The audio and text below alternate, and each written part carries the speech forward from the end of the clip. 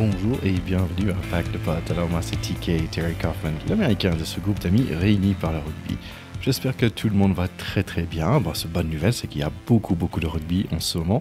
Après ce Coupe du Monde de Sevens, avec lequel on a pu parler avec Samuel Allard, nous avons très bientôt, ce week-end, le Coupe du Monde de rugby féminine en Nouvelle-Zélande. Donc, pour le préparer, nous avons vraiment la chance d'avoir Neneg Corson qui est revenue ici sur Pack de Potes. Elle était déjà venue nous parler un peu de sa carrière. Donc, on est vraiment très content de l'avoir avec nous pour parler de différentes poules, des différentes équipes et qu'est-ce qu'on va voir à partir de ce week-end dans ce Coupe du Monde féminine à Nouvelle-Zélande. Mais avant ça fait un petit moment qu'on n'a pas parlé avec mon cher Théodore de Serami. Donc j'avais deux petites questions à lui poser. Numéro 1, comment il passait son été? Et numéro 2, comment ça va le rugby normand? Oui, salut les gars. Écoutez, désolé de pas pouvoir être avec vous ce soir, mais vraiment très très heureux de la perspective de nous reparler bientôt autour d'une actu rugby chargée avec les femmes d'abord et puis la tournée de novembre en plus des commentaires sur le top 14. Donc à très vite pour une petite émission en live and direct comme disent les Américains. Donc pour répondre à la question de Thierry, oui, l'été fut bon, oui, la rentrée en Normandie se passe bien avec effectivement un SPN Vernon qui affiche de très belles couleurs sur le recrutement des jeunes. J'encourage d'ailleurs tous les clubs à mettre en place le baby rugby qui est vraiment une valeur sûre pour avoir des classes d'âge U6, U8, U10 bien remplies par la suite. En tout cas pour nous c'est absolument génial. Donc voilà, le rugby normand se porte pas trop mal aussi puisque vous avez vu que Rouen a fait en tout cas un bon début de saison en Pro D2, ce qui est là aussi très encourageant. Maintenant j'avais un petit mot à vous dire concernant le rugby féminin puisque en préparant un petit peu cette Coupe du Monde, je me suis rendu compte que la Coupe du Monde féminine, ça existe depuis 1991 et ça a quand même été une surprise pour moi parce que j'en avais peu de souvenirs et pour cause. Ce que j'ai trouvé comme information dans un article très sympa notamment du journal du dimanche, c'est que ça avait été quand même une épopée assez épique avec pour seul public les autres équipes de filles et les gardiens de stade ou les porteurs d'eau. Les filles françaises néanmoins avaient été très heureuses d'avoir le voyage payé par la Fédé. Elles avaient eu gracieusement un survêtement et un foulard Pierre Cardin comme l'écharpe dans Retour vers le futur et des histoires rigolotes comme les Russes qui vendaient du caviar pour se payer leur nuit d'hôtel dans les rues de la ville britannique où elles étaient hébergées. Bref, tout ça sent bon le voyage dans les années 80 et 90. Quoi qu'il en soit, à l'époque, et c'est quand même une information majeure, celle qui avait remporté ce premier tournoi, Thierry, évidemment, tu le sais, c'était les Américaines. Voilà, donc elles avaient battu en finale les Anglaises, qui avaient battu en demi-finale les Françaises, et les Américaines, en demi-finale, de leur côté, avaient battu les Néo-Zélandaises, les Black Ferns, lesquelles avaient perdu pour le match de classement de la 3e place contre les Françaises. Donc voilà, petite épopée de 91 avec des Françaises sur le podium. On leur souhaite encore mieux cette année, évidemment. Et moi surtout, je vous embrasse et je vous dis à très très vite. Bye bye. Et oui, mon cher Théo, c'est vrai que l'USA a gagné plus de Coupes du Monde de rugby que la France. Bizarre, mais vrai. La France a fini 3e en 91, mais en fait, la France a fini 3e en 91, 94, 2002, 2006, 2014 et la dernière en 2017. Qui a gagné alors? C'est presque toujours les Black Ferns de Nouvelle-Zélande, 5 fois championne, avec les Anglaises en éternel deuxième, sauf en 2014 où c'était les Red Roses qui ont pris la couronne.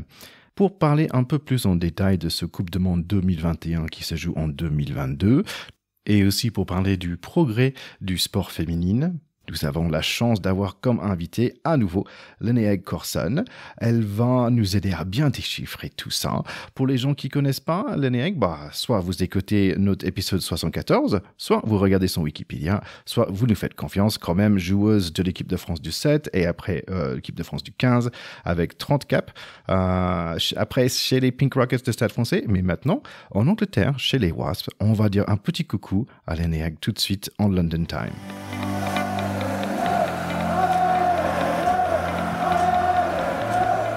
Alors, nous sommes super contents d'avoir de retour avec nous Miss Linnea Corson. Salut, comment tu vas? Salut Thierry, écoute, ça va très très bien. Je pourrais te parler en anglais, je pourrais te répondre en anglais. I'm fine. Oui, mais tu es rodé aussi au niveau d'anglais parce que tu as passé un peu de temps en Australie, il me semble. Oui, tu t'es bien renseigné. Quand j'ai eu 20 ans, je suis partie 1 an en Australie donc, pour apprendre l'anglais, entre autres. Et c'est vrai que ça m'aide bien aujourd'hui à pouvoir m'adapter plus facilement, plus rapidement avec les filles parce que oui, j'ai envie de passer une bonne année et d'être bonne sur le terrain. Et c'est sûr que de maîtriser la langue, c'est un peu plus facile. Oui, je comprends. Allez, j'ai vu ton super vidéo en fait que tu as posté sur les réseaux en août et je pense que j'ai réagi trop vite parce que je pensais que c'était un au revoir à l'équipe de France, c'était le cas, mais aussi c'était un bonjour au rugby anglais. Et l'anglais, aujourd'hui, tu joues là-bas chez les Wasps. Comment ça va le rugby en anglaise? Écoute, ça va très très bien. Tu vois, j'étais partie pour un nouveau challenge parce que j'avais toujours envie de faire du sport de haut niveau.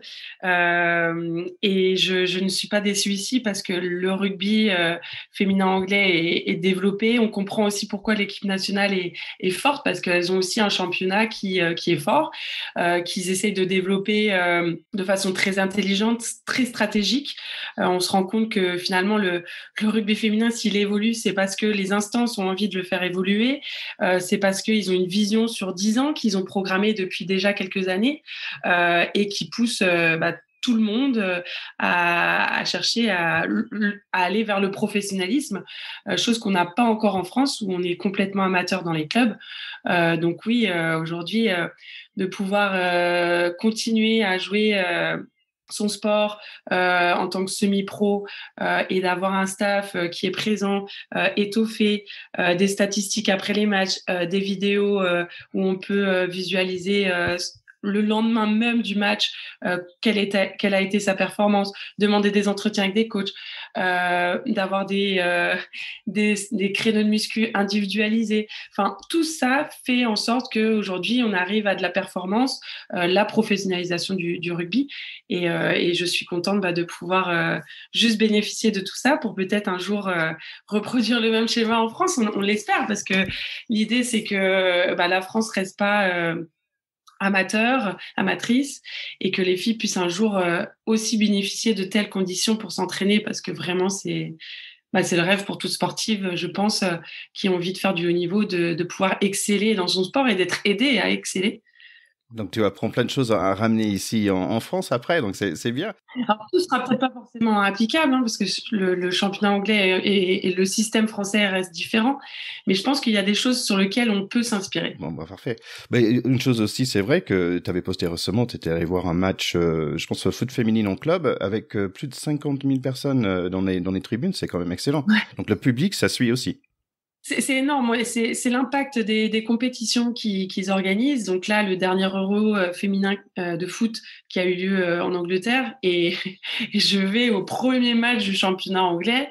Il y a 57 000 personnes, un record absolu pour un match de foot de championnat. Et suite au bon résultat de leur équipe nationale, évidemment, puisqu'elles sont championnes d'Europe. Et il faut savoir que 6 mois auparavant, il y avait 5000 personnes dans les tribunes. 6 mois après être championne d'Europe, il y en a 57 000. Donc, je pense qu'ils sont préparés aussi à tout ça parce qu'ils l'avaient préparé et ils l'avaient anticipé d'avoir autant de monde dans les stades. Et ça, je trouve que les Anglais, pour ça, ils sont très, très forts sur la vision de la stratégie dans le milieu du sport. D'ailleurs, ils parlent d'industrie du sport. Pour eux, c'est une réelle industrie Et ouais, vraiment, chapeau et j'espère qu'un jour on aura le même nombre de personnes pour assister, à des matchs de rugby féminin. Ouais. Ce serait le rêve. Bah, toi, tu as un peu l'habitude de ces grosses pas full, mais grosses, on va dire, audiences, parce que tu as joué chez les Barbarians, à Twickenham aussi, devant près de 30 000 personnes. Et il me semble que, pour ce Coupe de Monde, on attend un minimum de 30 000 personnes à Eden Park, en Nouvelle-Zélande, pour le premier match. Oui, c'est ce que j'avais entendu, parce que d'ailleurs dans la presse, ils se vantaient de dire, ça sera un record du monde et pour l'instant, le record du monde reste à Twickenham, où j'ai eu la chance Et de t'étais jouer, là. ouais, devant 30 000 personnes avec les Babas, contre l'Afrique du Sud. Un match qui était épique. Mais bien sûr, évidemment que je souhaite que la Nouvelle-Zélande casse ce record et qu'on puisse avoir plein de supporters, de nouveaux jeunes filles et jeunes garçons qui viennent ensuite dans les stades, puis ensuite dans les clubs. C'est l'objectif.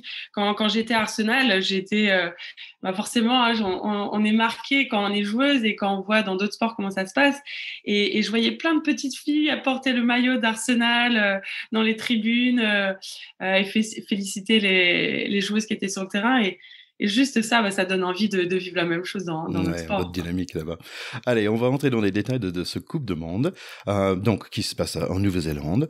Il y a 3 poules, A, B et C, avec 2 équipes par poule qui va passer dans les playoffs, ainsi que 2 autres équipes, donc ça veut dire le 2 meilleures 3e places, dans poule, si j'ai bien expliqué. C'est ça. Donc si on parlait un petit peu des différentes poules, poule A, j'ai Nouvelle-Zélande, Australie, Pays de Galles et l'Écosse. Comment tu sens qui va sortir les 2 premiers? Alors, je pense que la Nouvelle-Zélande reste l'équipe, la grosse équipe de cette poule A. Et après, je trouve que c'est assez ouvert. On voit rarement les équipes évoluer entre les Coupes du Monde. Et je pense à l'Australie qu'on joue rarement. Je sais qu'elles ont joué dernièrement contre les Françaises pour préparer justement la Coupe du Monde. Donc aujourd'hui, on ne connaît pas vraiment leur niveau. Euh, le Pays de Galles est une nation intéressante. L'Écosse l'est aussi, même si elle s'est qualifiée dans les derniers délais. Voilà, je vois bien la Nouvelle-Zélande sortir. Ça, c'est, je pense, évident. Ce serait une grosse surprise et surtout une catastrophe pour le pays si elle ne sortait pas. Et après, je mettrais une pièce sur le Pays de Galles. Voilà, si on devait faire le chrono. On verra ça quand il y aura les quarts de finale, on se reverra. Ouais, parce que les Black Ferns, en fait, fin de l'année dernière, ils avaient un peu de mal aussi. Ils sont venus ici, battus 2 fois par les Anglaises et après par les Françaises. Donc c'était peut-être pas un super elles moment. se sont un petit peu replumées, on va dire, quand elles ont joué contre le Japon en match de préparation de la Coupe du Monde, où elles ont mis 98 points à 10 ou 14 contre le Japon. Après, ça reste le Japon qui n'est pas non plus une grosse nation rugby. Mais bon, on espère évidemment que ça va bien se passer pour elles. Elles ont aussi récupéré des joueuses du Seven, notamment Woodman, Stacey Waka, Fuller. On a aussi à l'aile, j'ai mangé son nom, Ruby Tui. Donc voilà, ils ont quelques Nathan Young aussi, 4 joueuses du Seven qui viennent renflouer l'équipe de Nouvelle-Zélande. Donc j'espère que voilà, elles sauront montrer qu'à la maison elles ont des ailes sur le terrain. Ouais, donc on voit quand même l'Australie qui a gagné le Coupe du Monde de Sevens il y a pas très longtemps, mais pour l'instant, je pense que bon, ils ont perdu les 6 derniers matchs, où, comme tu dis, Pays de Galles, finalement, dans les 5 derniers matchs, ils ont gagné 4, donc ça c'est plutôt une bonne chose pour eux. Donc voilà, donc peut-être moi je mettrai un petit billet sur Pays de Galles aussi. Ouais. Allez, si on passe à poule B, c'est là où il y a Canada, USA, Italie et Japon. Oui, alors là, je sais que le Canada était un peu en difficulté, mais ça reste quand même une nation qui a un passif intéressant et qui ont de très bonnes joueuses. Les USA, je les vois bien gagner cette poule, remporter la tête de cette poule. Elles ont plusieurs joueuses américaines qui sont venues dans le championnat anglais ces 2 dernières saisons. Je pense pour prendre de l'expérience, pour aussi jouer dans le meilleur. Pour moi, j'évalue le championnat anglais comme un des meilleurs au monde. Donc, ce qui leur a permis de progresser. Elles ont des joueuses comme Zachary en numéro 8 qui sont vraiment intéressantes. Kettler qui joue demi d'ouverture ou centre qui est juste impressionnante et très puissante. Donc ça sera vraiment un plus dans leur équipe. Je crois qu'il y a quelques joueuses du 7 aussi qui sont présentes, notamment Kettler qui joue à 7. Le Canada, je les vois bien sortir deuxième. Et je mettrai quand même une petite pièce sur l'Italie qui sortira de cette poule aussi, soit deuxième ou troisième, parce que je les ai trouvés dans une dynamique hyper intéressante. Et on a pu voir le match contre la France pour ces warm-up qui ont été très difficiles pour l'équipe de France. Je sais que depuis maintenant quelques mois, elles bénéficient de contrats professionnels. Alors, des contrats financiers qui sont très faibles, qui est autour de 1 000 euros, mais qui leur permettent quand même d'être un petit peu plus reconnus par leur fédération. Ils ont un peu plus misé sur elles. Je sais qu'elles sont très à cœur. C'est des femmes très engagées, très combatives, pour en avoir côtoyé certaines. Et avoir joué avec elle à Rennes. Donc, je mettrais bien une pièce sur l'Italie pour sortir de ces poules. Ouais, et c'est intéressant parce que je vois partout que USA c'est un peu les favoris de poule, mais en même temps dans leur match de préparation, ils ont gagné que 2 de justesse aussi. Ils ont battu les Écossaises et Australie, mais vraiment par très peu. Donc c'est intéressant d'avoir ton avis dessus parce que bon, ils ont un peu de mal à battre les Canadiennes depuis un certain temps. Donc voilà. Donc et en fait bizarrement le meilleur record un peu dans ce groupe-là, c'est Japon. Ils ont battu récemment Irlande, Australie et Fidji dans leur dernière certains matchs. Je trouve ça assez marrant en fait. Donc bon voilà, je sais super bien pour des Anglaises. Mais moi aussi, je pense que bon, Italie vient de montrer aussi qu'il peut battre l'équipe de France. Donc c'est quand même quelque chose. Oui, complètement. Allez, poule C, c'est là où nous on est. Angleterre, France, Afrique du Sud et Fidji. Bon, on va démarrer avec les favoris et c'est pas nous. Avec les derniers scores des matchs des Anglaises, c'est vraiment très très impressionnant. Ouais, les Anglaises vraiment sont au-dessus. Elles sont les grandes favorites de ce tournoi. L'Angleterre, c'est 25 victoires d'affilée. C'est juste un record au niveau mondial. Aucune équipe n'a réalisé une telle performance. C'est une régularité qui est juste exemplaire et impressionnante. Aujourd'hui, elles ont eu le luxe de mettre des joueuses sur le côté pour faire leur sélection pour la Coupe du Monde. Je pense à Natasha Hunt, Bryony Cleal, la sœur de Poppy, Amber Reid. Voilà, il y a beaucoup de grosses joueuses qui ont un gros calibre, un gros passif, qui ont été mises de côté pour prendre cette sélection anglaise. Aujourd'hui, elles sont dans un système qui est très performant. Elles bénéficient des contrats, des premiers contrats pro quasiment dans le monde, puisque je pense que les Anglaises ont signé en 2017 leur premier contrat. Nous, c'était en 2018 que ça a commencé avec la France. Elles ont commencé à signer des contrats même dans les clubs. Donc, tout ça fait que ça évolue de façon très, très positive. Elles jouent tout le week-end dans un championnat, finalement, qui est semi-professionnel. Nous, aujourd'hui, nos joueuses internationales françaises qui bénéficient d'un contrat pro s'entraînent et jouent contre des joueuses qui sont complètement amateurs. Donc, elles ont mis tout un écosystème en place pour performer. Leur objectif en 2025, c'est d'avoir 100 000 joueuses de rugby. C'est énorme. C'est énorme. C'est un objectif qui est hyper ambitieux, mais en même temps que je vois ici atteignable, parce que elles mettent la fédération, les instances, les agences qui travaillent avec ces fédérations mettent énormément de moyens en place pour communiquer sur ce championnat, communiquer sur les Red Roses. Et tout ça va avoir un effet, je pense, très vertueux après la Coupe du Monde. Et j'espère qu'on verra de nouvelles choses arriver dans les clubs et notamment dans les écoles de rugby. C'est un sacré machine anglaise face à nous, mais aussi il y a Afrique du Sud que nous avons battu en 2021, mais j'ai pas l'impression qu'ils ont beaucoup joué récemment. Alors l'Afrique du Sud a joué 2 matchs contre l'Espagne. 2 matchs que d'ailleurs elles ont gagnés. Et elles ont également fait une tournée au Japon où ça a été plutôt équilibré parce qu'il y avait 1-1 partout, si tu veux. Donc oui, l'Afrique du Sud, ça reste une nation qui est un peu en difficulté comparée à l'équipe masculine, parce que souvent, quand on parle avec les gens, les supporters, ils nous disent ah ouais, l'Afrique du Sud, ça doit être du lourd, comme les garçons. Mais malheureusement, les moyens ne sont pas encore mis sur les filles, malgré que cette année, où il y a depuis 2 ans, elles sont sous contrat. Il y a 20 filles qui ont commencé à être sous contrat depuis 1 an.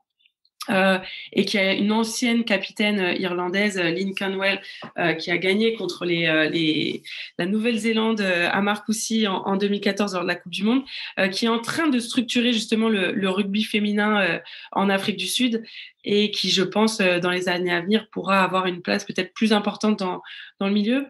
Mais pour l'instant, elles ont du mal, je trouve, pour avoir vu leur match, à trouver de la fluidité dans leur jeu. On voit que c'est très haché, on voit que les avants sont plutôt denses et ça a du jeu à une passe qui va être privilégié, malgré qu'elles aient des ailières assez rapides sur les extérieurs. Donc ça reste une nation intéressante. On les avait joués à la tournée de novembre en 2021. Match qu'on avait d'ailleurs gagné à Vannes. Et d'ailleurs, on se rappelle un petit peu parce que il y avait eu des danses sur le terrain et ça avait fait un petit peu le tour du monde parce qu'on voyait un moment de cohésion entre les joueuses justement sud-africaines et françaises. Donc ouais, je vois bien sortir de cette poule, évidemment l'Angleterre et la France. Si la France ne sortait pas, ce serait une déception. Et entre l'Afrique du Sud et les Fidji, sincèrement, je connais pas du tout les Fidji. Elles n'ont pas joué les dernières Coupes du Monde. Donc pour elles, ça va être une première. On les voit très peu dans l'année jouer à 15. On sait qu'à 7, elles ont un très bon niveau aujourd'hui et font partie des meilleures au monde. À 15, voilà, ça sera peut-être la surprise durant cette Coupe du Monde de les découvrir. Ouais, donc c'est un peu comme les Sud-Africaines, dans le sens que c'est des équipes qu'on connaît bien, les hommes, mais pas forcément les femmes. Aujourd'hui, comme tu as dit, c'est leur première Coupe du Monde, donc ça leur donne l'occasion de les voir, et aussi pour eux de monter en grade, si on peut le dire comme ça. Allez, on passe à notre équipe, à nous, la France qui est en forme depuis un certain temps quand même.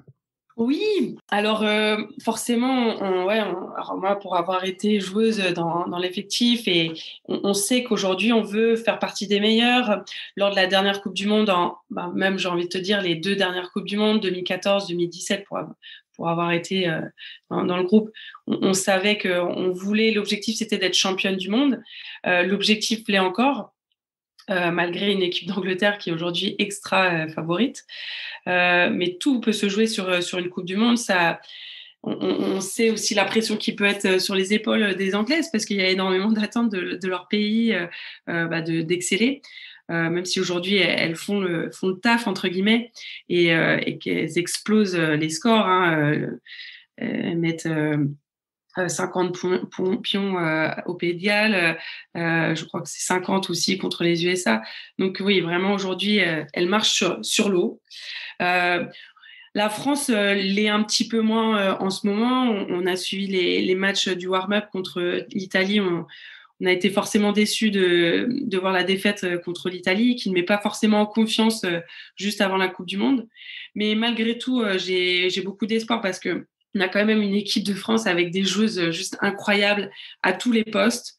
C'est juste peut-être la connexion entre les joueuses qui manque et la mixité entre le jeu d'avant et d'arrière qu'on a eu du mal à retrouver sur ces matchs de warm-up, mais qu'on espère retrouver sur les matchs de la Coupe du Monde. Ouais, dernière question un peu sur le mix des joueuses que nous avons. J'étais un peu surpris de pas voir Caroline Boujard, qui est quand même, il me semble qu'elle a été nommée un des meilleures joueuses de 6 nations l'année dernière. Donc j'étais un peu surpris par celle-là. Mais est-ce qu'il y a des nouvelles joueuses? Il faut qu'on regarde. Oui, et puis je te rajouterais aussi que oui, Caroline Boujard, oui, c'est vrai que on a été étonnés aussi de la voir sur hors groupe, comme Audrey Forlani et Cyril Banet, qui sont quand même des joueuses d'expérience et qui ont beaucoup joué ces dernières années. les joueuses à regarder aujourd'hui, pour moi, ça reste Laure Sensus, là, qui a été récemment nommée meilleure joueuse internationale lors de la nuit du rugby, et qui est une joueuse juste phénoménale, qui arrive à dynamiser tous ces ballons.